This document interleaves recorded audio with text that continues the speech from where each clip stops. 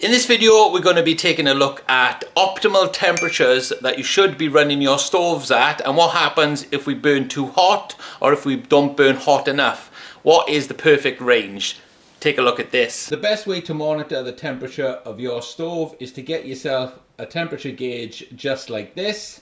A temperature gauge like this will not only help you burn in the optimal zone there, as you can see in the red on this particular temperature gauge, but it'll also tell you if you're burning too hot or not hot enough. But let's talk about what happens if you don't burn hot enough or if you burn too hot. Taking a look at the temperature gauge here, as you can see, between 300 there and 550 on the gauge is kind of optimal.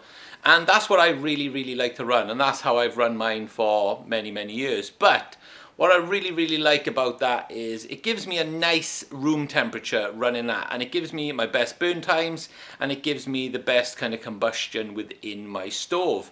Now, if you do run it below that 300, you run a risk of a smoky fire, buildup of creosote and incomplete combustion. And that's if you run it not hot enough. So running it too low is actually a bit of a problem. So what happens if you run it too high? If you're burning too hot, not only do you run the risk of damaging your flue system, damaging the stove, breaking your fan, for example, because these fans are not meant to be overheated in a sense. They've got an optimal zone to run in.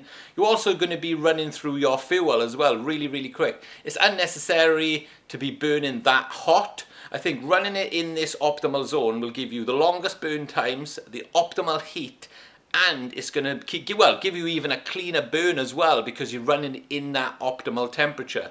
Now, I like to run it on mid to high optimal personally on a day-to-day basis, but for overnight burns and things like that, I like to run it on the low side just to get that longer burn time.